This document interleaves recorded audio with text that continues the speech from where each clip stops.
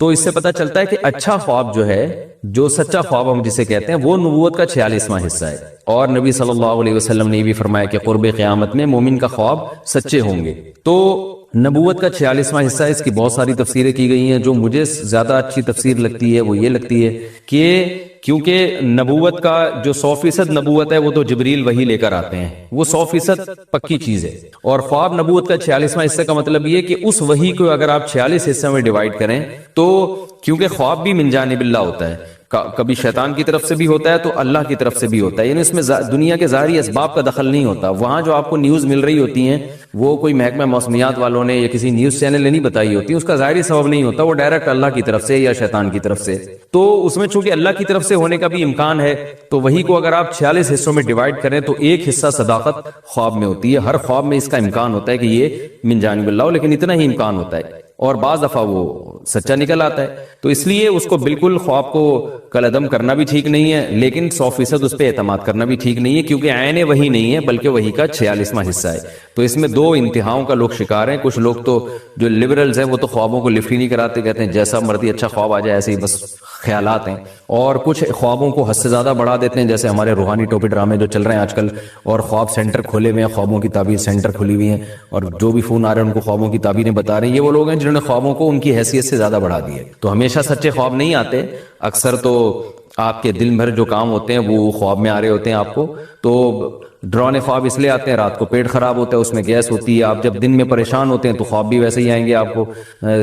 بہوؤں کو سانسیں چڑیلوں کی شکل میں نظر آ رہی ہوتی ہیں خواب میں، وہ کوئی تعبیر نہیں ہوتی، اس لیے کہ وہ دن میں جس کو چڑیل سمجھتی ہیں خواب میں وہ چڑیل کی صورت میں آ جاتی ہے. تو یہ سب چیزیں تو ہمارے یعنی یہ دن بھر کے جو اسباب اور اثرات ہیں نا ماحول کے، وہ رات کو ہمارے دماغ پہ اس کے اثر پڑ رہا ہوتا ہے. تو اس طرح کے خوابوں کو لفٹ نہیں کرانی چاہیے. اکثر شادی شدہ خواتین کو جٹھانی سانپ کی شکل میں آ رہی ہوتی ہے، تو بلا وجہ اس کی تعبیریں پوچھ رہی ہیں. بھائی وہ سانپ اس لیے کہ وہ آپ کی جٹھانی ہے، وہ اگر آپ کی بہن ہوتی تو نہیں آتی سانپ کی شکل میں، پھر وہ خوبصورت فرشتے کی شکل میں آ رہی ہوتی. تو اس لیے ان چیزوں کو زیادہ لفٹ نہ کرائیں. لیکن بعض دفعہ واقعی خواب سچا بھی ہو جاتا ہے، اس کی تعبیر بھی ہوتی ہے، اور اس کی ایک بڑی علامت یہ ہے کہ انسان کو خود احساس ہوتا ہے یہ سچا خواب ہے، یہ کوئی معمول سے ہٹ کر کوئی بات ہے اور اس میں مجھے اللہ کی طرف سے کوئی گائیڈنس ملی ہے. تو اس میں پھر یہ ہے کہ اس میں چند شرطوں کے ساتھ اس پر عمل کیا جائے گا. اس کو پہلی بات شریعت کے خلاف نہ ہو. نبی صلی اللہ علیہ وسلم کی احادیث سے جو چیز ثابت ہے، فقہ سے جو چیز ثابت ہے، خواب اگر اس کے اگینسٹ ہے تو خواب کو رد کر دیا جائے گا، اور فقہا نے جو دین بیان کیا اس کو لیا جائے گا. کوئی کسی عمل کی فضیلت خواب سے ثابت نہیں ہوتی، کسی عمل کا مستحب ہونا بھی خواب سے ثابت نہیں ہوتا. کہ آپ کو خواب میں آ کے یہ کس فرشتے نے کہہ دیا کہ جو ہے نا آپ تہجد کے وقت 8 رکعتیں پڑھیں تو یہ ثواب ملے گا، تو 8 رکعتوں کا الگ سے کوئی ثواب نہیں ہے، جو تہجد کی ہیں وہی ہیں. یا کسی کو آ کے بتا دیا کہ یہ والی تسبیح پڑھو گے تو یہ ثواب ملے گا، تو ثواب ملنا نہ ملنا یہ شرعی معاملہ ہے، یہ قرآن و سنت سے پتہ چلے گا، اس کا خوابوں سے کوئی تعلق نہیں ہے. آپ کو آ کے بتا دیا کہ فلاں مولانا صاحب ہے ان سے مسئلہ پوچھا کرو وہ بالکل صحیح ہے، تو آپ ان مولانا کی تحقیق کر لیں. اگر علماء کو ان پر مولانا پر اعتماد نہیں ہے تو پھر آپ خواب کی بیس پر ان پہ اعتماد نہیں کر سکتے، کیونکہ قرآن کیا کہہ رہا ہے، فَاسْأَلُوا أَهْلَ الذِّكْرِ إِن كُنتُمْ لَا تَعْلَمُونَ، علماء سے پوچھو. تو جب علماء کسی پر اعتماد نہیں کر رہے ہیں تو سارا دن آپ کو خواب میں بشارتیں ملتی رہیں کہ یہ بہت نیک ہے، یہ بڑے بزرگ ہیں، اس کی بزرگی پر یقین نہ کریں آپ، کیونکہ یہ علماء کے قول میں اور خواب میں جب تضاد ہو رہا ہے تو قرآن آپ کو علماء کے قول کی تقلید کا حکم دے رہا ہے. ایسے موقع پہ فَاسْأَلُوا أَهْلَ الذِّكْرِ، اہل علم سے رابطہ کرو. تو شرعی لوگ کیا کرتے ہیں، شرعی حدود سے تجاوز کرتے ہیں خوابوں کے معاملے میں، رشتے کر دیتے ہیں. وہ خواب آیا تو وہ لڑکا آیا تھا خواب میں کہ بالکل ایک خوبصورت فرشتے کی شکل میں، لہذا میری بیٹی کے لیے وہی مناسب ہے. اب گراؤنڈ ریئلٹی کہہ رہی ہے وہ بندہ ٹھیک نہیں ہے. جب آپ نے تحقیقات کروائی تو پتہ چلا کہ وہ ٹھیک نہیں ہے. تو حدیث بھی یہی کہہ رہی ہے، اذا خطب الیکم من ترضون دینہ وخلقہ فزوجوہ، جب کوئی ایسا شخص نکاح کا پیغام بھیجے جو دین اور اخلاق سے تم مطمئن ہو تو نکاح کرو. تو مفہوم سے یہی پتہ چل رہا ہے کہ اگر ایسا الٹا سیدھا آڑا ترشا آدمی آ رہا ہے تو نکاح مت کرو. اب خواب میں روزانہ وہ فرشتے کی شکل میں بھی آ رہا ہو، لیکن حدیث ہمیں کہہ رہی ہے کہ اخلاق اور دین دیکھنا ہے آپ نے. تو یہ بہت زیادہ لوگوں میں نا قرآن و حدیث کے مقابلے میں خوابوں کو لا کے کھڑا کر دیا، مشاہدے کے مقابلے میں خواب کو لا کے کھڑا کر دیا. اب مثال کے طور پر مشاہدہ یہ کہہ رہا ہے کہ آپ فلاں جگہ سے اگر جائیں گے تو ڈاکو ہیں، لوگ آپ کو خبریں دے رہے ہیں کہ وہاں جگہ آپ گزریں گے تو وہاں ڈاکو کھڑے ہوئے لوٹ رہے ہیں. آپ کی آنکھ لگ گئی، خواب میں آیا کہ وہاں تو فرشتے کھڑے ہوئے ہیں، ڈاکو نہیں ہے. اب آپ وہاں سے گزرو گے اس بیس پہ کہ جی مجھے خواب میں بشارتیں آ رہی ہیں، تو یہ آپ کے بیوقوف ہونے کی علامت ہوگی. کیونکہ شریعت نے ہمیں جو لوگوں کی اخبار اور لوگوں کی خبریں ان پر اعتماد کرنے کا ہمیں حکم دیا ہے. ہم جو حدیث میں بھی تو لوگوں کی خبر پہ اعتماد کرتے ہیں نا، تو ثقہ لوگ جب کوئی خبر دیں گے تو اس کو مانا جائے گا. تو یہاں یعنی خواب سے بڑھ کر جب کوئی دلیل آئے گی ہمارے پاس تو پھر اس دلیل کو فوکس کیا جائے گا، خواب کو رد کر دیا جائے گا. ہاں آپ کا خواب کسی دلیل سے نہیں ٹکرا رہا تو پھر اس پر عمل کرنے میں کوئی حرج نہیں. تو اس لیے یہ سب چیزوں کا اگر خیال ہو تو پھر خواب کی ایک حیثیت ہے، ورنہ اس سے لوگ گمراہ بھی بہت ہو رہے ہیں. اس دونوں چیزوں کا خیال کرنے چاہیے جاگنے کے بعد. اچھا ایک اور چیز یہاں پر یہ بھی ہے، آپ کے اعمال اچھے نہیں ہیں، لوگوں کو خواب آ رہا ہوتا ہے میں مجھ سے اللہ خوش ہے اور میں جنت میں ٹہل رہا ہوں، تو وہ بلا وجہ خوش فہمی کا شکار ہو جاتے ہیں کہ ہمیں اللہ کی طرف سے بشارت ملی ہے. تو یہ خواب اللہ کی طرف سے نہیں ہے، یہ شیطان کی طرف سے ہے، کیونکہ آپ کی حرکتیں ٹھیک نہیں ہیں. آپ نہیں جانتے تو محلے والوں سے پوچھیں، وہ آپ کو بتا دیں گے. معذرت یعنی میں آپ سے میری مراد جو لوگ میرا اس وقت کلپ نہیں سن رہے ان کی بات کر رہا ہوں. تو محلے والے بتا دیں گے، بیوی بتائے گی آپ کی اس کی حرکتیں ٹھیک نہیں ہیں، پھر بھی آپ کو خواب میں بشارتیں آ رہی ہیں. اس کا مطلب ہے کہ یہ شیطان ہے جو آپ کو بد عمل بنا رہا ہے، آپ کو تھپکیاں دے دے کے جنت دکھا رہا ہے اور اس خوش فہمی میں مبتلا کر رہا ہے کہ آپ جنت میں جائیں گے. تو اس سے کیا ہوگا، آپ گناہوں پر اور جری ہوں گے. ایک خاتون کا میرے پاس فون آیا کہ میرا بھائی کا انتقال ہو گیا، میں جنت میں ٹہلتے ہوئے دیکھ رہی ہوں. میں نے کہا کہ وہ نماز پڑھتا تھا، کہ نہیں نماز تو کبھی نہیں پڑھی اس نے. تو میں نے کہا پھر یہ جنت میں ٹہلنے والے خوابوں پہ بالکل اعتماد نہ کریں. بے نمازی کے لیے جو قرآن کہہ رہا ہے وہ تو جہنم کی آگ ہے. تو بس بھائی کے لیے رو رو کے دعا کریں. یہ شیطان نے آپ کو خواب اس لیے دکھایا ہے کہ آپ بھائی کے لیے پھر توبہ نہ کریں آپ، کیونکہ آپ کو پتا تھا بے نمازی ہے، تو بے نمازی کے لیے لوگ تو پھر زیادہ دعا کریں گے نا بہنیں کہ اللہ پتہ نہیں کیا سزا ہوگی، تو زیادہ روئیں گے. اب خواب آ گیا جنت میں ٹہل رہا ہے تو اب آپ نے اس کے لیے دعا نہیں مانگنی، اس لیے کہ یار وہ تو چلو جنت میں چلا گیا اب کیا دعا رہ گئی. تو شیطان چاہ رہا ہے کہ وہ پیچھے جو لوگ دعا مانگتے تھے نا وہ بھی نہ مانگے. تو یہ پہلے عمل ہے، بعد میں یہ ساری چیزیں. تو ہاں آپ کے نیک اعمال ہیں، اچھے اعمال ہیں، گناہوں سے بچنے کی توفیق مل رہی ہے آپ کو ماشاءاللہ، اور جو ہے آپ دین پہ مضبوطی سے قائم ہیں. پھر خواب میں اگر خوشخبری مل رہی ہے جنت کی تو پھر یہ اللہ کی طرف سے یقیناً تسلی ہے، کیونکہ یہ خواب دلیل شرعی سے ٹکرا نہیں رہا ہے بلکہ دلیل شرعی اس خواب کی اور تائید کر رہی ہے. پھر اس خواب کو جو ہے نا ایک تسلی کے طور پر بیان بھی کیا جا سکتا ہے اور تسلی بھی ہو سکتی ہے، الحمدللہ بھی اللہ کی طرف سے خوشخبری مل رہی ہے. اسی طرح آپ کے اعمال بہت اچھے ہیں، آپ شریعت پہ مکمل چل رہے ہیں، اپنی طرف سے جتنی کوششیں کر رہے ہیں، خواب میں آپ جہنم کی آگ میں جل رہے ہیں تو بھی مایوسی کی ضرورت نہیں ہے. یہ شیطان ہے جو آپ کو عمل سے ہٹا رہا ہے، مایوس کر رہا ہے، کیونکہ اللہ نے کہا جس کا عمل اچھا ہوگا اس کو جنت میں لے کے جاؤں گا. تو اس لیے پہلے عمل بعد میں یہ خواب. یہ پوری تو بعض خواب ایسے ہوتے ہیں نا انسان کی چھٹی حص کہہ رہی ہوتی ہے کہ یہ جھوٹا خواب نہیں ہے، تو خواب اس کو آیا، اس کو لگا کہ چھٹی حص نے کہا یار یہ بڑا عجیب خواب ہے. اس نے کیا کیا، اپنے سارے درباریوں کو جمع کیا اور کہا انی ارا سبع بقرات سمان، میں نے دیکھا 7 موٹی موٹی گائیں، یاکلوہن سبع عجاف، انہیں 7 دبلی دبلی گائیں کھا رہی ہیں، وسبع سنبلات خضر، اور 7 ہرے خوشے جو گندم کے نہیں ہوتے ان کو 7 سوکھے خوشے کھا کے ختم کر رہے ہیں. یا ایھا الملأ افتونی فی رؤیایا، اے میرے درباریوں بڑے لوگوں میرے اس خواب کی تعبیر بتاؤ اگر تم تعبیر بتا سکتے ہو. انسان کی عادت ہے جو چیز نہیں آتی نا کم بخت کبھی منہ سے یہ نہیں پھوٹے گا کہ مجھے نہیں پتا. یہ بہت پڑھے لکھے ہونے کی علامت ہوتی ہے کہ آپ کو جو بات نہیں آتی آپ کہتے ہیں سر مجھے معلوم نہیں. دنیا میں 100% چیزیں کسی کو بھی نہیں پتا ہوتی، لیکن بعض لوگوں کو شوق ہوتا ہے ہر فیلڈ میں ٹانگ اڑانے کا.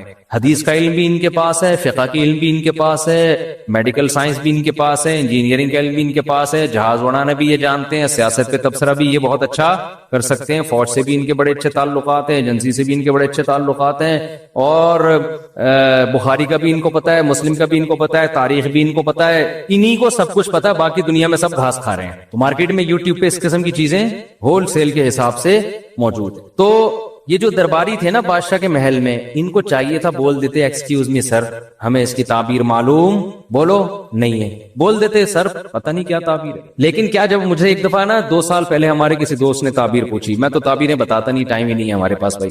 اب وہ چپک گئے کہ یار مجھے تعبیر بتاؤ تعبیر بتاؤ. میں نے کہا بھائی میرا دماغ نہیں ہے ابھی، میں کدھر بیٹھ کے سوچوں کیا تعبیر ہے اس کی، ہمیں اپنے پتہ نہیں کتنے خواب آ رہے ہوتے ہیں. لیکن وہ تھے بھی بہت قریبی، پیچھے پڑ گئے.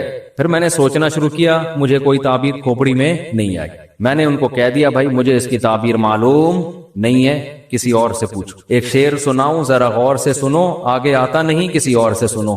ٹھیک ہے نا, یہ والا شعر ہم نے ان کو سنا دیا.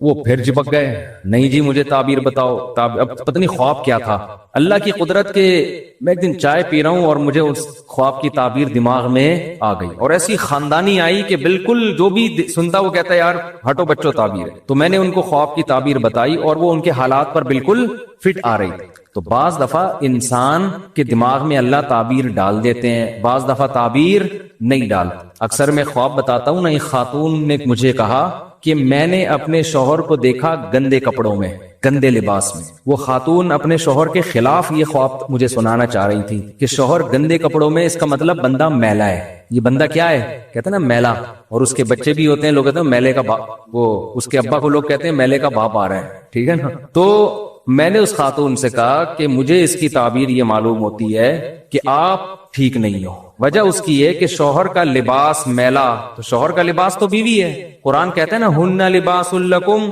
وانتم لباس لہن, بیوی کا لباس شوہر ہے اور شوہر کا لباس کیا ہے, بیوی. تو اللہ نے آپ کو تنبیہ کی ہے کہ آپ ٹھیک ہو جاؤ. تو وہ پھر جب ان کی حالات سامنے آئے نا تو پتا چلا کہ واقعی عورت کا سلوک شوہر کے ساتھ ٹھیک نہیں تھا. بعض دفعہ اس کے برعکس بھی ہوتا ہے, میاں ٹھیک نہیں ہوتا, لیکن کبھی ایسا بھی ہو جاتا ہے, کہیں کہیں چیدہ چیدہ ایسے واقعات بھی مل جاتے ہیں کہ کہیں خاتون کا سلوک ٹھیک نہیں ہوتا. تو خواب کی تعبیر بعض دفعہ ذہن میں آتی ہے, بعض دفعہ نہیں آتی.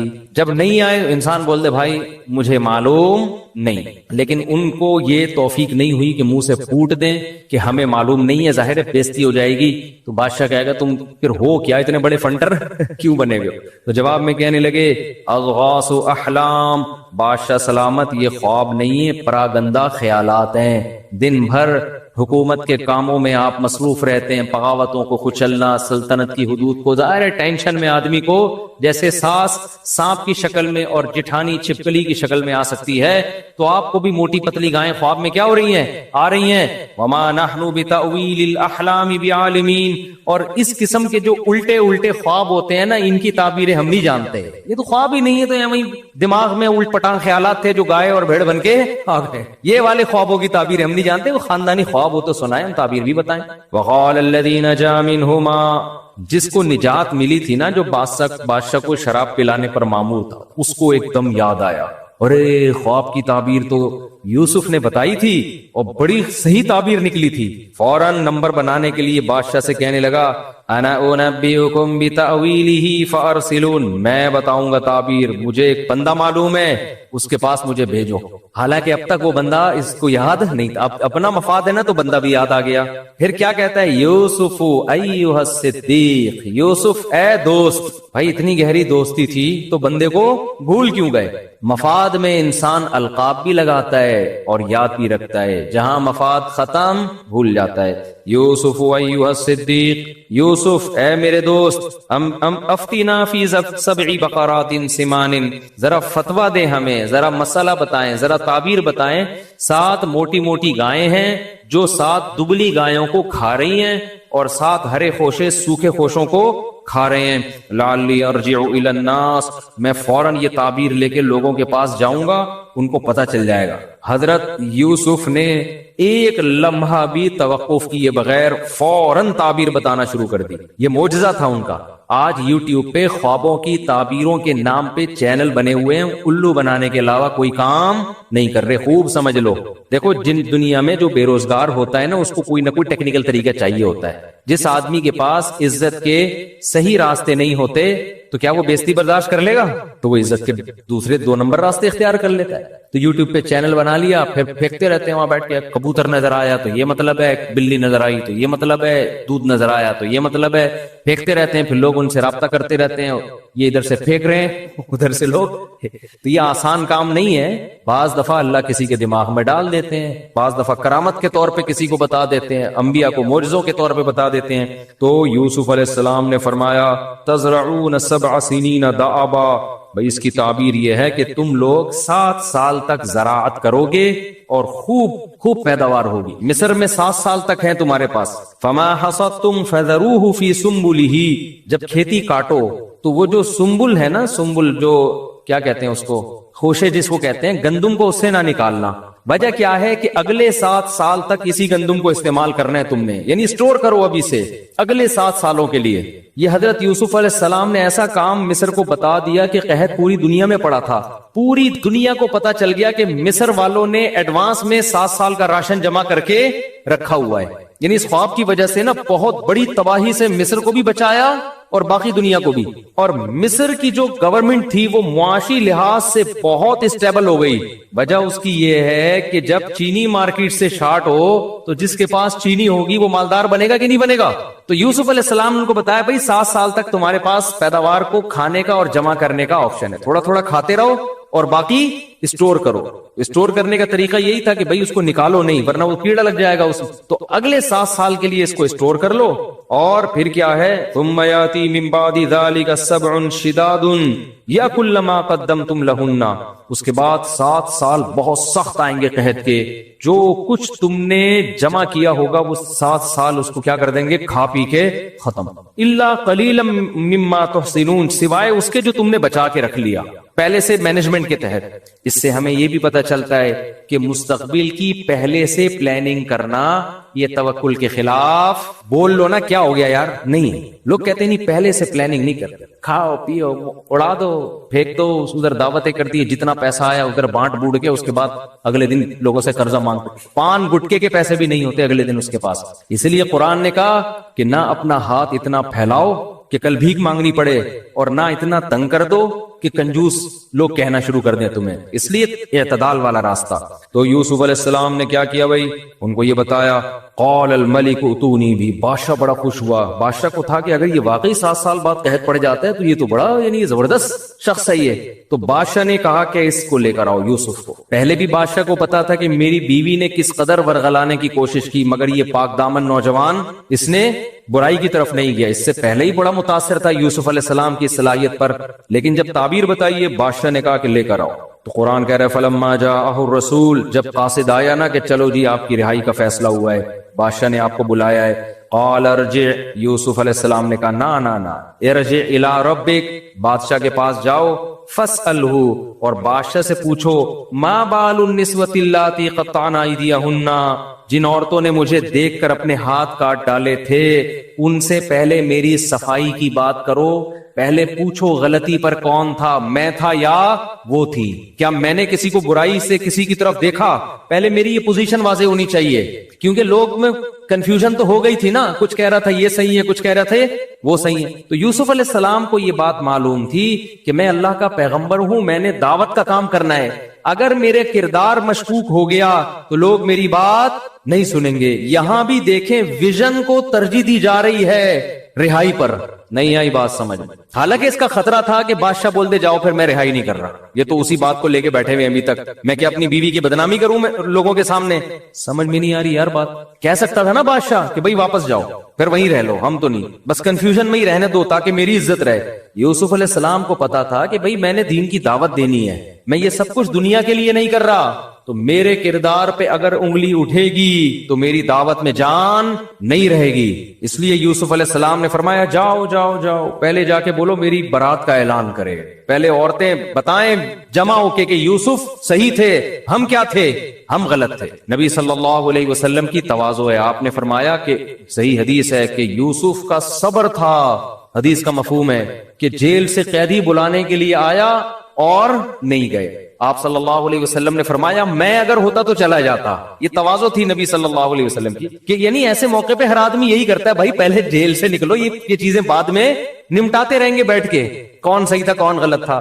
لیکن یوسف علیہ السلام کو یہ خطرہ تھا کہ بعد میں ہو سکتا ہے بادشاہ اس کو زیادہ ویلیو نہ دے، جب رہائی ہو گئی تعبیر بتا دی کیا کہ بس پھر نہیں، ابھی تو میں بادشاہ کی ضرورت ہوں، ابھی جو کام کروا سکتے ہو کروا لو۔ اس سے خوب سمجھ لو، بہت اہم پوائنٹ کی بات ہے نوٹ کرنے کی، کچھ علماء حکومت سے ملتے ہیں اپنے فائدے کے لیے، کچھ ملتے ہیں قوم کے فائدے کے لیے، تو دونوں طرح کے علماء میں فرق کرنا ضروری ہے۔ ہم ہر طرح کے عالم پر تہمت لگا دیتے ہیں کہ یہ سرکاری ملا ہے، یہ آرمی کے آفیسر سے مل رہا ہے، یہ وزیر اعظم سے مل رہا ہے، یہ صدر سے مل رہا ہے۔ یوسف علیہ السلام بھی تو بادشاہ سے مل رہے تھے نا جا کے، بادشاہ نے جب بلایا محل میں، یوسف علیہ السلام کیسے جا، میں کچھ سرکاری لوگوں سے تھوڑی ملتا ہوں، مجھے رہا کرو، بس چھوڑ دو، تعبیر بتانی تھی بتا دی، چلو۔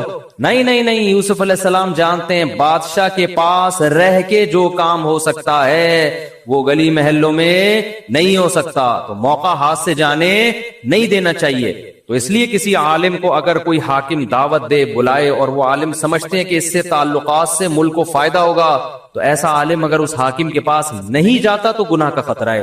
اور آج میڈیا پہ آپ کا جو لیڈر ہے وہ کتنے بڑے آدمی سے ملے، اس کی تعویل کرتے ہیں، قوم کے وسیع تر مفاد میں حضرت نے حضرت سے ملاقات کی، لیکن آپ جس سے آپ کو دشمنی ہے وہ کسی چھوٹے افسر سے بھی ملے گا۔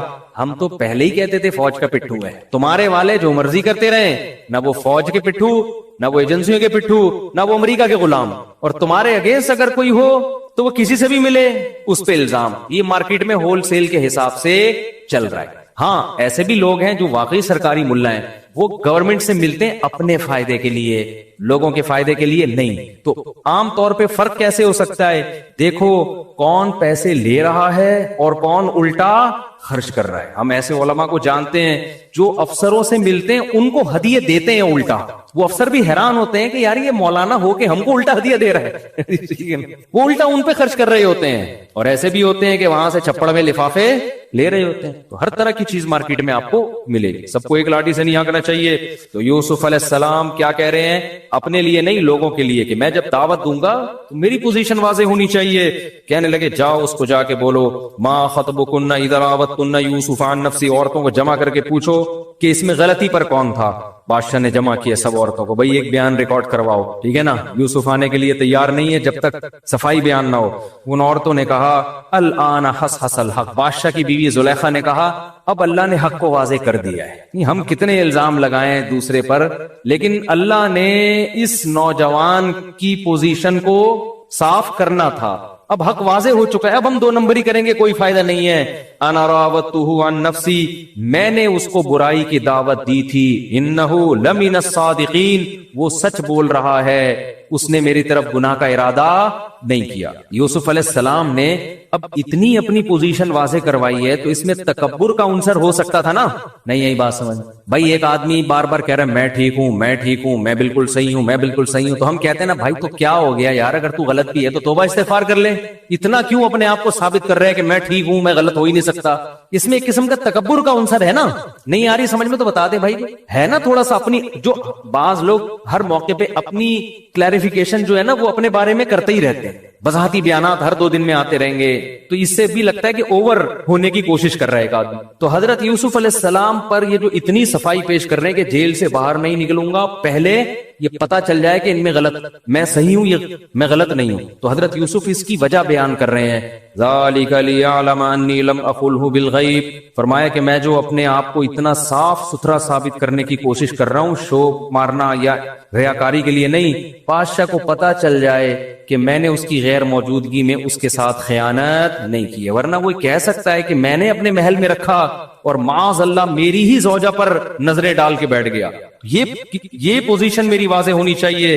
وَأَنَّ اللَّهَ لَا يَهْدِي كَيْدَ الْخَائِنِينَ، اور میں یہ بھی بتانا چاہتا ہوں لوگوں کو کہ جو خیانت کرنے والے ہوتے ہیں اللہ ان کی رہنمائی نہیں کرتا، کیونکہ اگر میں مشکوک، مجھ پر الزام لگتے اور ترقی ملتی تو لوگ کہتے یار 2 نمبر ہو کے بھی بڑی ترقیاں مل سکتی ہیں۔ تو میں بتانا چاہتا ہوں کہ تقوی کے ساتھ جو کچھ ملتا ہے انجام متقیوں کا اچھا ہوتا ہے۔ لگے وما ابرئ نفسی، میں اپنے نفس کو بری نہیں کرتا کہ میرا نفس بڑا پاک دامن ہے، مجھ سے گناہ ہو ہی نہیں سکتا، نا ان النفس لامارۃ بالسوء، نفس کا تو کام ہی برائیوں کی دعوت دینا ہے۔ کتنی تواضع ہے، آپ دیکھو کتنی تواضع۔ اور آج ہم تھوڑی سی کوئی تعریف کر دے تو کیسا چوڑے میں آ جاتے ہیں، اپنی اپنی تعریف کی ویڈیو بنا کے یوٹیوب پہ خود ہی ڈال رہے ہوتے ہیں، میں بہت اچھا ہوں، میں نے یہ کیا، میں نے یہ کیا، میں بہت اچھا۔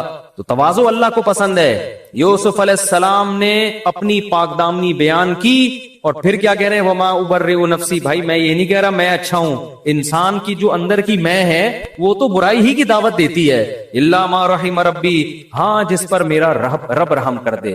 تو یہ میرے رب نے مجھ پر رحم کیا تھا کہ مجھے برائی سے بچا لیا، گویا میں اچھا نہیں ہوں، اللہ اچھا ہے جس نے مجھے بچا لیا۔ سمجھ میں آ رہی ہے کہ نہیں آ رہی؟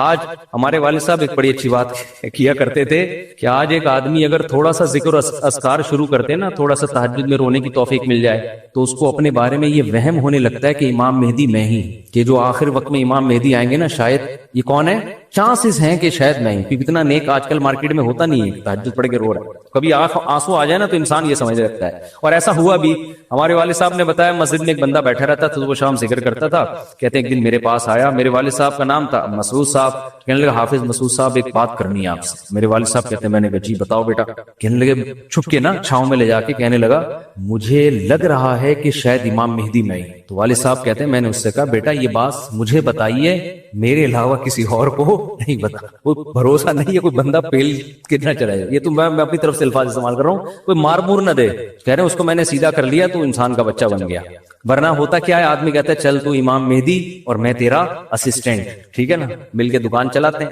وقال الملک اتونی بہ استخلص لنفسی، جب بادشاہ نے یہ باتیں سنی ہے نا یوسف علیہ السلام کے پاک دامن بھی ہیں اور شو بھی نہیں مار رہے، یہ کہہ رہے ہیں کہ یہ میرا کمال نہیں ہے، کس کا کمال ہے؟ اللہ۔ حالانکہ ایسے موقع پہ تو انسان کتنا کوشش کرتا ہے نا آگے نکلنے کی۔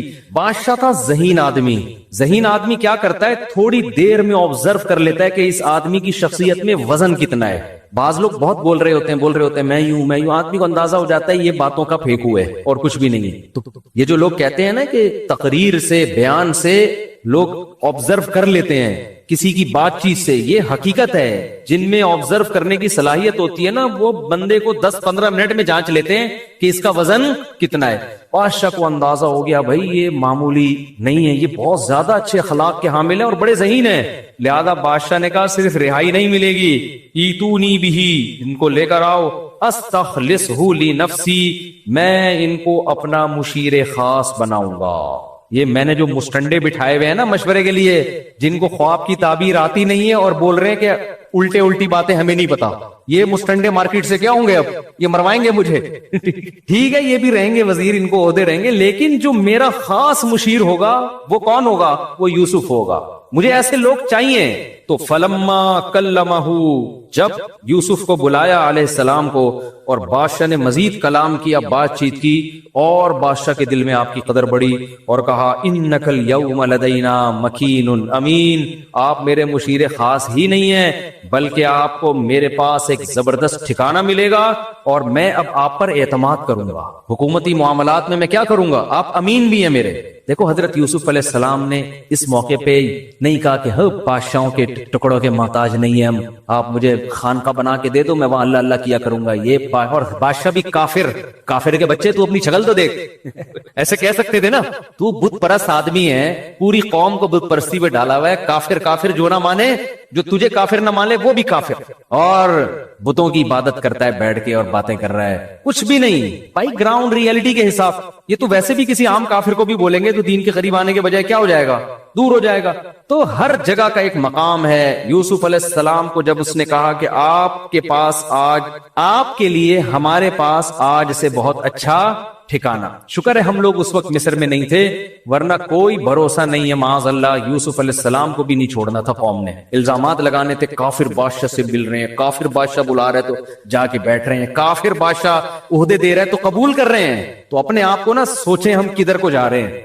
جب یوسف علیہ السلام نے دیکھا کہ بادشاہ سلامت بھی فارم میں آئے ہوئے ہیں بھائی، مسلسل تعریفوں پہ تعریفیں اور کہہ رہے ہیں آپ کا ہمارے پاس ٹھکانہ ہے، تو یوسف علیہ السلام نے خود سے وزارت کی پیشکش کی کہ بھائی تو جو مبہم باتیں کر رہا ہے نا کہ آج سے مشیر خاص اور ٹھکانہ، تو میں آپ کو بتاتا ہوں مجھے عہدہ کیا چاہیے۔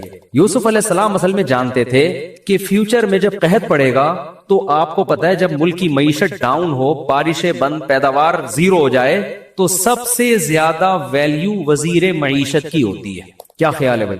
بادشاہ کی بھی پھر ویلیو نہیں رہتی، لوگ دیکھتے ہیں کہ جو وزیر معیشت کا وزیر ہے وہ اب ملک کو بچاتا کیسے ہے، وہ بجٹ کیا نکالتا ہے، بجٹ کیا اناؤنس کرتا ہے, کتنا اسٹور کرنا ہے, کتنا ایکسپورٹ کرنا ہے, اور جو ایکسپورٹ ہوگا اس کی ویلیو کیا ہوگی. تو یہ کام نالج اور علم کے بغیر یہ دیسی طریقے سے نہیں ہوتا کہ جناب آپ نے کہا کہ ہم یوں کریں گے کہ جی وہ قرضہ معاف کرانے کے لیے ہم کہیں گے یہ والا چندہ لے کے IMF کا قرضہ دیں گے, مزید سود مانگو گے تو غوری میزائل سے اڑا دیں گے ہم. بعض لوگوں کی یہ بھی رائے ہے, ان کا اپنا ایک نظریہ ہے. تو یہ دیسی طریقے سے نہیں ہوتا, اس کے لیے اکاؤنٹنٹ ہوتے ہیں, اکنامکس کے ماہرین ہوتے ہیں. یہ جو CA کرتے ہیں نا آج گورے, CA کرواتے ہیں نا چارٹرڈ اکاؤنٹنٹ, آپ کو پتا ہے کہ اکاؤنٹنگ کے علم کی بنیاد مسلمانوں نے رکھی ہے, بلکہ کچھ اصطلاحات بھی اکاؤنٹنگ میں وہی استعمال ہو رہی ہیں جو مسلمانوں کی تھی, کیونکہ مسلمانوں نے 1920 میں جا کے خلافت عثمانیہ ختم ہوئی ہے. تو پوری پتہ نہیں کتنے کنٹری تھے, آپ ذرا گوگل پہ لکھے کتنے ملک تھے جو خلافت عثمانیہ کے تحت تھے. تو اتنی بڑی دنیا کو سنبھالنا 700-800 بلکہ 1000 سال سے زیادہ عرصہ ہو چکا تھا. یہ دیسی طریقے سے ممکن نہیں ہے. تو بڑے بڑے سائنسدان تھے مسلمانوں کے پاس, تو یہ علم کی بنیاد مسلمانوں. اور اکاؤنٹنگ کے علم کی تو ویلیو قرآن سے بھی پتہ چلتی ہے. قرآن نے مالی معاملات کو لکھنے پڑھنے کا اور کیلکولیٹ کرنے کا حکم دیا ہے. تو یوسف علیہ السلام نے دیکھا کہ بھئی بادشاہ سلامت آئے ہوئے ہیں فارم میں اور مجھے عہدہ دینا چاہتے ہیں, تو خود پیشکش کی کہ آپ مجھے وزیر خزانہ بنا دیں. کیوں؟ انی حفیظ علیم. وزیر خزانہ میں 2 کوالٹی کا ہونا ضروری ہے. ایک تو یہ کہ اس کے پاس اکنامکس کا علم ہو, معیشت کا علم ہو. یہ گاڈ گفٹڈ علم اللہ نے مجھے دیا ہوا ہے معجزاتی طور پر. دوسری بات یہ کہ وزیر خزانہ ایماندار ہو. خزانے کو اس سے محفوظ کیسے کرے آدمی؟ ہمارے ہاں وزیر خزانہ سے جتنا خزانے کو خطرہ ہوتا ہے, ڈاکوؤں سے اتنا خطرہ نہیں ہوتا. ٹھیک ہے نا. تو میں امین بھی ہوں, میں اس خزانے میں 1 روپے کی بھی خیانت نہیں کروں گا. قرآن کہتا ہے یوسف علیہ السلام کا ویژن تھا نا, دیکھو ہر فیصلہ کر رہے ہیں یہ نہیں, اس لیے نہیں وزیر خزانہ بننے کے میری تنخواہ ہوگی, پھر یہ گاڑیوں میں گھوموں گا. ان کو پتا ہے بھائی وزیر خزانہ بننے کے بعد ہی مصر کی حکومت میرے پاس آ سکتی ہے اور میں یہاں دعوت کا کام کر سکتا ہوں. آج بعض لوگ کیا کرتے ہیں, مدرسوں کی ضرورت اپنی جگہ, مسجدوں کی ضرورت اپنی جگہ, لیکن ہر دین کا کام مسجد اور مدرسے سے نہیں ہوتا. میں لوگوں سے کہتا ہوں مدرسے بھی ہیں, ان کی بھی کوشش کرو, ان کو مالی تعاون کرو, لیکن اب اسکولوں پہ محنت کرو.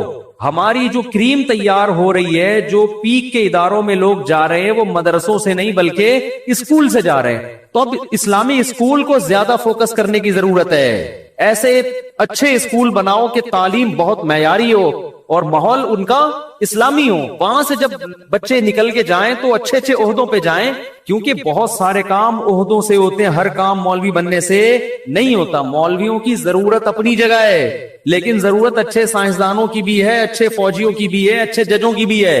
اگر صرف مولویوں کے پاس ہی دین ہوگا تو آپ دیکھ لو نا, ادھر مولوی فتوا دے رہے ہیں کہ خلا کلعدم ہے, جج کیا کہہ رہے ہیں, خلا ہو گیا. لوگ سن کس کی رہے ہیں؟ ججوں کی سن رہے ہیں. اتنے کیسز ہر ہفتے عدالتی خلا کے وہ عورتیں خلا لے کے شادیاں کر رہی ہیں, وہ زنا ہو رہا ہے, وہ نکاح تھوڑی ہے. طلاق کا اختیار تو قرآن میں صاف طور پر ہے کہ جج کے پاس نہیں ہے, شوہر کے پاس ہے, مگر دے مار 4.5 ڈگریوں پہ ڈگریاں جا رہی ہیں خلا کی. تو اگر ججز جب تک دین کا علم رکھنے والے نہیں ہوں گے, اسمبلیوں میں لوگ دین کا علم رکھنے والے نہیں پہنچیں گے, اس وقت تک ملک میں صحیح معنوں میں تبدیلی نہیں ہو سکتی. تو جلدی سے چلتا ہوں میں آگے. یوسف علیہ السلام نے کہا مجھے آپ وزیر خزانہ بنا دیں. اس سے پتہ چلتا ہے کہ وزیر بننے کی کوشش کرنا, آرمی میں اچھا آفیسر بننے کی کوشش کرنا, کسی اچھے عہدے تک جانے کی کوشش کرنا, یہ دنیا پرست ہونے کی علامت نہیں ہے. ہاں ویژن آپ کا اچھا ہونا چاہیے. سمجھتے ہو گے نہیں سمجھتے؟ ہمارے یہاں دیکھ لو جو دین پہ چلتا ہے سب سے بڑا مکھنچو وہی ہوتا ہے, گھر میں پڑا رہتا ہے. ایک صاحب نے کہا کہ میں روزہ رکھ کے فجر کے بعد سوتا ہوں, ظہر میں اٹھ کے ظہر پڑھ کے پھر سو جاتا ہوں, عصر میں اٹھ کے عصر پڑھ کے پھر سو کے افطار کرتا ہوں, میرا روزہ تو نہیں خراب ہوگا. تو روزہ تو ہو گیا آپ کا, پھر بھوکے پیاسے تو رہ لیے آپ, لیکن یہ کوئی لائف سٹائل ہے یار؟ یہ کیا کرے گا بندہ دنیا میں بیٹھ. اچھا بھائی خیر. تو وَكَذَلِكَ مَكَّنَّا لِيُوسُفَ فِي الْأَرْضِ, قرآن کہتا ہے اس طرح ہم نے یوسف کو زمین میں ٹھکانہ دے دیا. يَتَبَوَّأُ مِنْهَا حَيْثُ يَشَاءُ, اور ایسی پاورفل حکومت آ گئی کہ مصر میں جہاں چاہے ٹھکانہ بنائیں, پورا مصر ان کے کنٹرول میں آ گیا. نصیب برحمتنا من نشاء, ہم جس کو چاہتے ہیں اپنی رحمت پہنچاتے ہیں. ولا نضيع اجر المحسنین, جو سب سے بہترین آیت کہ ہم اچھے عمل کرنے والوں کے اجر کو ضائع نہیں کرتے. کیا مطلب؟ آپ اچھا کر رہے ہو سکتا ہے ابھی آپ کے ساتھ خراب ہو, لیکن رزلٹ آپ کے حق میں ہوگا. سمجھتے ہو؟ ولاجر الاخرۃ خیر, اللہ فرماتے ہیں تو دنیا کا اجر ہے, آخرت کا اس سے بھی بہتر ہے. اب کیا ہوا کہ 7 سال گزر گئے اور مصر میں اور مصر کے قریب قریب کے علاقوں میں قحط پڑ گیا. کہتے میں نے سنا تھا کہ نافرمان کی روح بہت مشکل سے نکلتی ہے اور جو نیک لوگ ہوتے ہیں ان کی روح آسانی سے نکلتی ہے. تو میں تو جب گیا یورپ میں تو میں نے بہت سے گوروں کو بڑے آرام سے مرتے ہوئے دیکھا اور بہت سے نیک لوگوں کو بڑی مشکل سے مرتے ہوئے دیکھا. تو یہ کیا ہے؟ تو کہہ رہے مجھے تو اسلام کے بارے میں اشکالات شروع ہو گئے. میں نے کہا آپ نے جن سے یہ تقریر سنی ہے نا کہ نیک لوگ کی روح آرام سے نکلتی ہے، بروں کی مشکل سے نکلتی ہے، انہوں نے آدھی بات بتائی ہے، پوری نہیں بتائی. میں نے کہا یہ تو صحابہ کے دور میں نے کہا اگر آپ حدیثیں پڑھ لیتے ایک آیت سے کبھی تھوڑی مسئلہ حل ہوتا ہے. آپ کسی کی ایک بات لے رہے ہیں، دوسرے موقع پہ تو اس نے تشریح کی ہے وہ آپ نہیں لے رہے. میں نے کہا معاذ اللہ، اگر کسی کی کوئی موت کی کسی کو بہت تکلیف ہو رہی ہے، اس معاذ اللہ اس کے برے ہونے کی علامت ہے، تو یہ تو پھر کفر ہے. حدیث میں آتا ہے کہ آپ صلی اللہ علیہ وسلم کو موت کی تکلیف دوسروں سے زیادہ ہوئی ہے. آپ صلی اللہ علیہ وسلم فرمایا اوعکو کما یوعکو رجلان منکم، مجھے بخار میں اتنی تکلیف ہوتی ہے جتنی تم میں سے 2 آدمیوں کو ہوتی ہے. آپ پر جب بیماری آتی تھی نا، آپ کو تکلیف دوسروں سے زیادہ ہوتی تھی. اور امی عائشہ رضی اللہ تعالی عنہا فرماتی ہیں کہ نبی صلی اللہ علیہ وسلم کا سر مبارک میری گود میں تھا جب آپ کی روح نکلی ہے، اور آپ کی جو میں نے موت کی تکلیف دیکھی ہے، جس شدت میں آپ جس تکلیف میں تھے، اس کے بعد مجھے کسی کی موت کی جو آسانی سے کوئی دنیا سے گیا ہو نا، اس کے مرنے پر مجھے کبھی رشک نہیں آیا. رشک کا کیا مطلب کہ بھئی یہ اتنی آسانی سے چلا گیا تو اس کا مطلب یہ زیادہ اچھا تھا، اور معاذ اللہ آپ صلی اللہ علیہ وسلم کے اعمال کم تھے، تو یہ تو ممکن نہیں ہے نا. کہتے ہیں مجھے کبھی کسی پہ رش نہیں آیا کہ آرام سے مر گیا تو بہت نیک ہوگا. ٹھیک ہے نا، بہت مشکل ہے سمجھانا. امی عائشہ فرماتی ہیں کہ یعنی امی عائشہ کی حدیث کا مفہوم بیان کر رہا ہوں کہ نبی صلی اللہ علیہ وسلم کی موت کے وقت جو تکلیف کی حالت تھی اس کو جب سے میں نے دیکھا ہے، تو امی عائشہ کی بات کا خلاصہ یہ ہے کہ اب اگر میں کسی کو دیکھتی ہوں نا کہ آرام سے روح نکل رہی ہے، یعنی آرام سے مر رہا ہے، دنیا سے جا رہا ہے، تو مجھے اس پہ رش نہیں آتا کیونکہ بہت نیک ہوگا. کیا مطلب؟ اس کا نیک عمل سے تعلق بولتے کیوں نہیں ہے. لیکن ہمارے ہاں سارا مدار کس پر ہے؟ مرنے کے بعد شکل کیسی ہے اس کی؟ آڑا ترشا ہو گیا تو جہنم میں جا رہا ہے اس کا مطلب. اور اگر مرا ہوا ہے، دانت کھلے میں ایسے لگ رہا ہے مسکرا رہا ہے، سیدھا کہاں جا رہا ہے؟ او بھائی، اگر خدا نخواستہ کوئی لکوے کا مریض تھا، کوئی فالج کا مریض تھا، وہ تو مرے گا تو اس کا تو بیچارے کا ہوگا تھوڑا سا چہرہ بھی ٹیڑھا ہو سکتا ہے، کچھ بھی ہو سکتا ہے، نیک لوگوں کا بھی ہو سکتا ہے. تو مدار کس پر ہے؟ اعمال پر.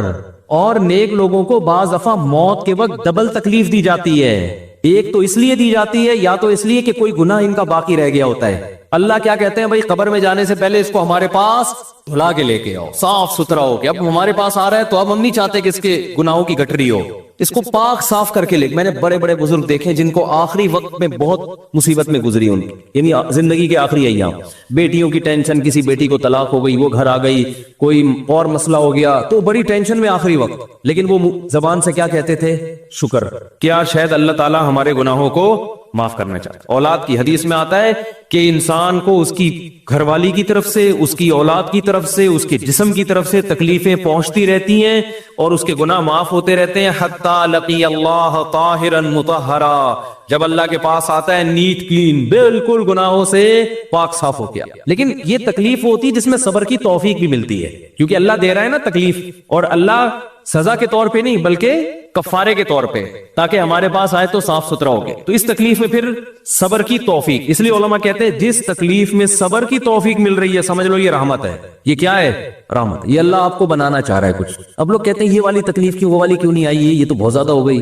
تو بھئی اللہ سے کوئی نہیں لڑ سکتا، وہ جو دے رہا ہے وہ اس پہ صبر کرو. اسی کو کہتے ہیں تقدیر پر رضا. جو اللہ نے مقدر کیا ہے اب اس میں کیا ہے؟ کوشش کریں گے اللہ سے عافیت مانگے، اے اللہ ہمیں تکلیفیں نہیں چاہیے، ہم تو ویسے ہی کمزور ہیں، ایسا نہ ہو تکلیف میں اور ہی نافرمانی پہ نہ آ جائے. ہمیں تو خوشیوں بھری زندگی چاہیے، اور اللہ ان خوشیوں میں شکر کی توفیق دے کے گناہ معاف کر دے. ٹھیک ہے نا؟ جیسے لوگ حکیم کے پاس جاتے ہیں، حکیم صاحب کے پاس 2 طریقے ہوتے ہیں علاج کے. ایک طریقہ تو یہ کہ بھائی یہ کڑوی گولی ہے، 2-3 کھاؤ گے فٹ فاٹ ہو جاؤ گے، اس میں یہ بھی پرہیز، یہ بھی پرہیز، یہ بھی پرہیز. اور ایک طریقہ ہوتا ہے بھائی دودھ جلیبی کھاؤ، علاج لمبا ہو جائے گا لیکن وہ دوا میں کیا ہے؟ دودھ جلیبی. تو آپ کہتے ہو بھائی یہ دودھ جلیبی والا مجھے دے دو، ٹھیک ہے لمبا علاج کروا لوں گا، فائدہ دیر سے ہوگا، لیکن میں یہ کریلے کا جوس نہیں پی سکتا. تو ہم نالائق لوگ ہیں. شکر سے بھی انسان کے ترقی ہوتی ہے، تو اللہ سے یہ مانگنا چاہیے اللہ ہمیں نعمتیں دے، تکلیفوں سے بچا اور شکر کی توفیق دے تاکہ ہمارے درجات بلند ہو. تو شکر کے بھی تو بڑے فضائل ہیں نا. تو مانگنے تو کیونکہ عبدیت اور غلامی کا تقاضا یہ ہے کہ اللہ سے عافیت مانگی جائے، لیکن اللہ تکلیف دے دے تو اس پہ صبر۔ تو ہمارے نبی صلی اللہ علیہ وسلم کو ہاں یا تو اس لیے تکلیف ہوتی ہے گناہ معاف، یا اس لیے کہ درجات بلند۔ اللہ چاہتا ہے کہ بھئی یہ دنیا آزمائش کی جگہ ہے، جب آخرت میں آنا تو اتنا تجھے نوازوں۔ تو ہمارے نبی صلی اللہ علیہ وسلم جنت میں آخرت میں سب سے اعلیٰ مقام کس کا ہوگا؟ سید الانبیاء محمد صلی اللہ علیہ وسلم، حضرت آدم سے بھی زیادہ، نوح علیہ السلام سے بھی زیادہ۔ تو اللہ نے فرمایا کہ آپ کو پروٹوکول دینے کے لیے آخری جو اب آپ کا آخرت کا سفر ہے نا، اس میں مادی تکلیف آپ کو دوسروں سے زیادہ دی جائے گی۔ یہی وجہ ہے کہ حضرت فاطمہ رضی اللہ تعالی عنہ آپ کی شہیدی بیٹی، جب انہوں نے آپ صلی اللہ علیہ وسلم کی اس تکلیف کو دیکھا نا، جو موت کے وقت تکلیف تھی اور جو بخار کی شدت تھی، واہ کرب ابتا، فرماتی تھی ہائے میرے والد کا کرب، بہت زیادہ غمزدہ ہو گئی ان کو دیکھ کر کس قدر تکلیف میں ہے۔ تو آپ صلی اللہ علیہ وسلم نے فرمایا لا کرب علی ابیک بعد الیوم، کیسے تسلی کے جملے۔ اپنی بیٹی سے فرمایا ہے فاطمہ تیرے باپ پر آج کے بعد کوئی تکلیف، بولو لا کرب علی ابیک بعد الیوم۔ اس میں بھی آپ صبر کا پہلو تلاش کر رہے ہیں، شکر کا، بس یہ اللہ کی طرف سے آخری ہے۔ آج کے بعد اے میری بیٹی تیرے باپ پر کوئی تکلیف نہیں، اپنی بیٹی کو بھی تسلی دے رہے ہیں کہ غم ہلکا کر، بس یہ اللہ کی طرف سے آخری ہے، آج کے بعد کوئی تکلیف نہیں ہوگی۔ تو ہمارے ہاں وہ بیچارہ تکلیف سے جا رہا ہے تو یار دیکھا آ گیا نا سامنے، لگتا ہے یہ دیکھا، ہم تو کہتے تھے بندہ ہی 2 نمبر ہے، اب آ گیا نا تو دیکھو کیسے مر رہا ہے۔ اور پیغمبروں کو تکلیف تو دی جاتی ہے، لیکن کوئی ایسا عیب نہیں ہوتا، ایسی بیماری نہیں ہوتی جو لوگوں میں معیوب سمجھی جاتی، یہ نہیں ہوتا، کیونکہ پیغمبر اللہ کے قاصد ہیں، تو اللہ ان کو ہر لحاظ سے امت کو یہ بتانا چاہتے ہیں یہ میرے رسول ہیں، یہ میرے سفیر ہیں۔ تو کوئی بھی ایسی چیز جس کی وجہ سے لوگوں کو ان سے نفرت ہو، یا طبعی نفرت جو انسان کے اختیار میں نہیں ہوتی، تو اللہ ایسی بیماری اور ایسی تکلیف سے بچاتے ہیں ان کو۔ سمجھ میں آ رہی ہے بات؟ لیکن امتی کو ایسی تکلیف ہو سکتی ہے۔ یہ جو ختم نبوت کے علماء کہتے ہیں نا مرزا غلام احمد بیت الخلاء میں گر کے مر گیا، تو بعض لوگ کہتے ہیں وہ تو بیت الخلاء میں تو فلاں بزرگ کا بھی انتقال ہوا تھا، فلاں کا بھی بزرگ کا ہو سکتا ہے، پیغمبر کا بیت الخلاء میں انتقال بولو نہیں ہو سکتا، کیونکہ پیغمبر کو اللہ ایسے عیب سے بچاتے ہیں جو انسانوں میں عیب سمجھے جاتے ہیں۔ تو پیغمبر کو ایسی بیماری نہیں ہوتی، جیسے اچھوت کی بیماری ہے کہ کوئی ہاتھ نہیں لگا سکتا اس کو، ایسی بیماری پیغمبروں کو نہیں ہوتی۔ کوڑ کی بیماری پیغمبروں کو نہیں ہوتی، کیونکہ ایسی بیماری جس سے لوگ گھن کھاتے ہیں، ایسی نہیں، لیکن امتی کو ہو سکتی ہے، امتی کو ایسی بیماری ہو سکتی ہے، اللہ اس کے درجات کیا کرے گا؟ بلند کرے گا اس سے۔ مجھے ایک واقعہ کسی نے سنایا کہ ایک ہندو تھا، اس کو کوڑ کی بیماری تھی، کوڑ نہیں ہوتا گوشت گلنا شروع ہو جاتا ہے، تو یہ بیماری پھیلتی ہے، تو اس کے رشتہ داروں نے بالکل الگ کر دیا اس کو، وہیں سے کھانا پھینکتے ایسے کر کے۔ کہیں تبلیغی جماعت گئی، ان کو پتا چلا، وہ بیٹھ گئے اس کے پاس جا کے، اس کو کھلا بھی رہے ہیں پلا بھی رہے ہیں، تو وہ بڑا متاثر ہوا، یار سب نے چھوڑ دیا اور مسلمان ہو گئے، تبلیغ والے تو اکرام کا کوئی موقع الحمدللہ چھوڑتے نہیں، تو وہ مسلمان ہو گیا اور پھر اس کا انتقال ہو گیا تھوڑے دنوں میں۔ اب دیکھو اللہ نے جو اس کو کوڑ کی بیماری میں ڈالا، یہ بیماری اس کے لیے رحمت بن گئی کہ نہیں بن گئی؟ تو کفر کی حالت میں کوئی اچھا کام کیا ہوگا اس نے، اس کے بدلے میں اللہ نے اس کو کیا دے دیا؟ کوڑ کی بیماری۔ اب دنیا کہے گی یار عام کافر جو اچھے کام نہیں کرتے وہ تو فٹ فاٹ گھوم رہے ہیں، اور یہ تھوڑا بہت خیال کرتا تھا، اس کو اللہ نے کیا دے دیا؟ بھائی اس کو دیا اس لیے کہ اللہ کو پتا ہے کہ جی کوڑ میں ہوگا تو تبلیغ والے آئیں گے، اس کی آؤ بھگت کریں گے اور یہ کیا ہو جائے گا؟ اسلام میں داخل ہو جائے گا۔ تو اللہ کے کام ہے، یہ اللہ ہی بہتر جانتا ہے۔ تو بعض دفعہ اللہ تکلیف میں ڈالتے ہیں تاکہ آپ کے گناہ دھل جائیں۔ تو اس لیے موت کی جو تکلیف ہے نا، اچھا اور عین ممکن ہے کوئی بہت بڑا بدماش ہو، بڑے آرام سے مر جائے، اور مرنے کے بعد ایسی خوبصورت اسکن ہو جائے اس کی، کیونکہ اسکن کی اچھے یا برے ہونے کا تعلق موسم سے ہے جینے، ٹھیک ہے نا؟ جس کو برین ہیمریج ہوتا ہے تو چہرہ خراب ہوتا ہے، چاہے وہ نمازی ہو۔ میں نے ایسے پکے نمازیوں کو جن کی نماز کی حالت میں ڈیتھ ہوئی ہے، ان کو دیکھا موت کے بعد ان کا چہرہ کالا ہو گیا۔ یہ بری بات نہیں تھی، یہ کالا اس لیے ہو گیا کہ برین ہیمریج ہوا، رگ پھٹی ہے تو بلیڈنگ ہونا، اور ہارٹ اٹیک بھی ہوا پھر ان کو، تو ڈاکٹر کہہ رہے تھے ان کو جلدی دفناؤ کیونکہ یہ بہت جلدی ان کا جسم خراب ہو جائے گا۔ حالانکہ پھر میں نے خواب میں ان کو جنت میں بھی دیکھا، صحیح ہے نا؟ تو خام خمانہ لوگوں نے یہ چیزیں بنائی ہوئی۔ تبھی میت کو چھپانے کا حکم ہے، کیونکہ اکرام کرنا ہے نا، تو چہرہ مرنے کے بعد بگڑنا شروع ہوتا ہے، یہ ہر ایک کا ہوگا، چاہے نیک ہو چاہے برا، تبھی تو حکم ہے کہ اس کو جلدی دفن کرو، کیونکہ اس کی توہین ہے اب لوگوں کے سامنے رکھنا۔ اور ہمارے یہاں کیا ہو رہا ہے، باقاعدہ مردوں کے ساتھ سیلفیاں چل رہی ہیں، ناک میں روئیاں ٹھوسی ہوئی ہیں اور ویڈیو بن رہی ہے اور زیارت ہو رہی ہے، لائن لگ کے پبلک دیکھ کے جا رہی ہے۔ کیا جاہلانہ رسم ہے یار، کیا جاہلانہ۔ میت میں اور دلہن میں فرق ہونا چاہیے۔ دلہن کی منہ دکھائی ہوتی ہے، وہ محلے پڑوس کی عورتیں آتی ہیں، بھائی دلہن آئی ہے بیوٹی پارلر سے دیکھ رہی ہیں، تو مردے اور دلہن میں اتنا تو فرق کرو، مردے کی بھی رونمائی ہو رہی ہے، تو یہ غلط رسم ہے، انتقال ہو گیا فوراً چہرے پہ کپڑا. ہاں جو اس کے بہت قریبی لوگ ہیں, قریبی لوگ ایسا ہوتے ہیں کہ اگر وہ بدبو آ بھی رہی ہو, چہرہ بگڑ بھی جائے, ان کو نفرت نہیں ہوتی. بیٹے کو اپنے باپ سے نفرت نہیں ہوگی, چاہے جیسا بھی ہو, چہرہ جیسا بھی بگڑ جائے. وہ کہے گا یار میرا اس کا رشتہ خوبصورتی کی بیس پہ تھوڑی ہے. لیکن اجنبی لوگ جب اس کو دیکھیں گے تو چہرے کے بارے میں تبصرے بھی کریں گے. اور ایک صاحب کا انتقال ہوا, میں نے کہا جلدی دفناؤ, چہرہ نہ دکھاؤ. تو انہوں نے کہا لوگ کہیں گے یار لگتا ہے کوئی چہرہ بگڑ گیا اس لیے چھپا رہے ہیں. میں نے کہا اب تو اور چھپانا چاہیے, اس لیے کہ جس کا بگڑ جائے اس کو تو چھپائیں گے تو پھر لوگ یقیناً کہیں گے بگڑا ہوا چہرہ ہے. تو اس رسم ہی کو ختم کر دینا چاہیے. انتقال ہوا فوراً چہرے پہ کپڑا. ہاں بیوی دیکھ سکتی ہے اپنے شوہر کو, یا بیٹے ہیں, یا اس طرح جو بھائی بہن ہیں قریبی, وہ دیکھ لیں. باقی پبلک سے چھپا کے اس کو فوراً کیا کرو, دفن. اب تو قبر میں جا کے بھی دکھا رہے ہوتے ہیں. یہ اجمیوں کی گندی رسم ہے, بری رسم ہے. گندی کا لفظ میں نے تھوڑا سا زیادہ سخت استعمال کیا, لیکن مجھے اس سے زیادہ ہلکا لگ نہیں رہا کوئی لفظ. عرب میں ایسا نہیں ہوتا. سعودی عرب میں جو ہے نا, عرب لوگ بہت سی چیزوں میں ابھی بھی اسلام کے بہت قریب ہیں. بڑے خاندان, ہم لوگ چونکہ ہندوؤں کے ساتھ زیادہ رہے ہیں نا انڈیا میں, تو بہت سی چیزیں ہم نے وہاں سے کیا لی ہیں جو مذہبی لوگوں میں بھی آئی ہیں.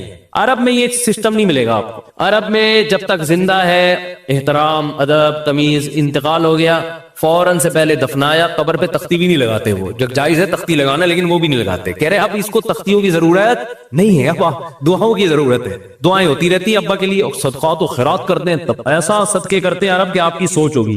ایسی سخاوت ہے عربوں میں, اپنے ابا کے لیے, اپنی اماں کے لیے دعائیں کرتے ہیں. وہ میں نے بتایا نا ایک واقعہ, میں نے بہت پہلے سنایا تھا. جدہ میں کسی کے ہاں ٹھہرا ہوا تھا, سعودی عرب میں, پاکستانی تھے. وہ کسی عرب کے ساتھ 30 سال سے ملازمت کر رہے تھے. عربوں کا نا آپ کو ایک پہلو دکھایا جاتا ہے میڈیا پہ, جو اچھا پہلو ہے وہ نہیں دکھایا جاتا. اور اسلام کی وجہ سے ان میں خوبیاں ہیں وہ نہیں دکھایا جاتا. تو ایک عرب شیخ تھا جس کی, ہاں یہ ملازم. دوسرا عرب کا جو اصل کلچر آپ کو ملے گا گاؤں دیہاتوں میں.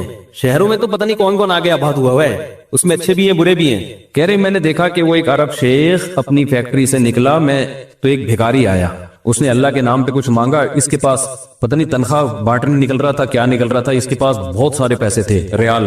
تو اس نے اس کو بھکاری کو دے دیے. بھکاری کو جیسے دیے, بھکاری نے, اچھا یہ عرب بھی 80 سال کا بڈھا, تو اس بھکاری نے اس کے عربی کے ماں باپ کو دعائیں دینا شروع کر دی دل سے نا. وہ پاکستانی تھا, وہ بڑا ہوشیار, دعائیں دی, اللہ کرے تمہارے ابا کی مغفرت ہو جائے, اللہ کرے. تو وہ عرب کو اتنا اچھا لگا, اس نے اور دے دی. پھر وہ شروع ہو گیا, اللہ کرے تمہارے ابا وہ پھر اور دیتی. کہہ رہے اتنے پیسے اس بھکاری کو دے دیے. میں نے کہا یار یہ تو لاکھوں پتی بن گیا ہے, سارے پیسے ختم ہو گئے اس کے پاس. اور وہ گھنا دعائیں دیتا جا رہا ہے. وہ جو گھنا تھا نا, وہ کیا کر رہا ہے, وہ بھی گھنا بن کے طبیعت سے دعائیں دے رہا ہے. وہ اور رونا بھی آ جاتا ہے پاکستانیوں کو, آپ کو پتا ہے. تو کہہ رہے وہ چلا گیا, پیسے ختم ہو گئے. اس عربی نے کہا اگر یہ میرے پاس اور بھی پیسے ہوتے نا, یہ دعائیں دیتا رہتا میں پیسے. بعض ایسے جذبات ہو جاتے ہیں نا انسان کے کہ اس کو لگتا ہے کہ شاید یہ دعا قبول ہو رہی ہے. بعض ایسی کیفیات آ جاتی ہیں انسان کے اوپر.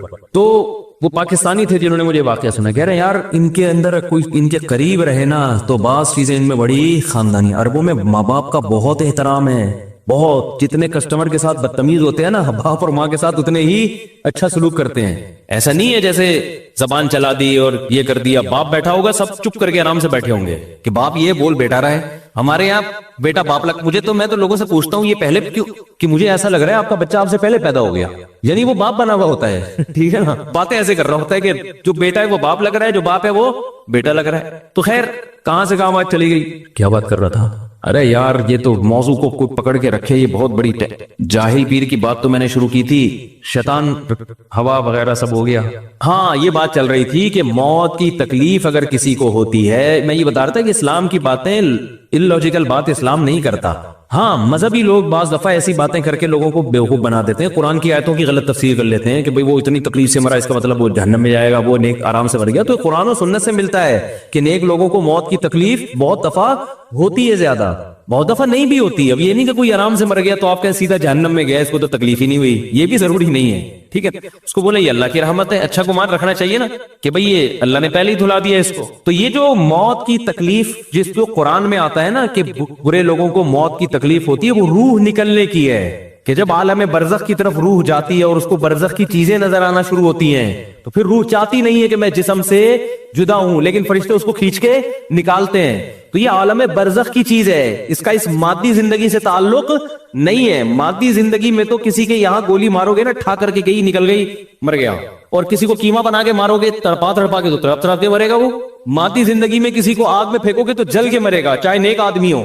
اور کسی کی گردن اڑاؤ گے تلوار سے تو 1 منٹ میں کیا ہو گیا؟ ختم. لیکن جو اس کی روح نکل رہی ہے خدا کے پاس جا رہی ہے، وہ منظر نافرمان کا بہت ہی بھیانک ہوتا ہے، اور نیک آدمی کی روح ایسے پرواز کرتی ہے، وہ اس کی تکلیف ہے. اور اس پہ میں ایک واقعہ بھی سنا چکا ہوں، دوبارہ نہیں سناؤں گا، کہ کیسے دنیا میں بھی اس کے مشاہدات ہوئے ہیں لوگوں کو، کہ کیسے ان کو آخرت کی چیزیں نظر آنا شروع ہو گئی ہیں اور وہ باتیں کر رہے ہیں، باقاعدہ بتا رہے ہیں فروح و ریحان و جنت نعیم.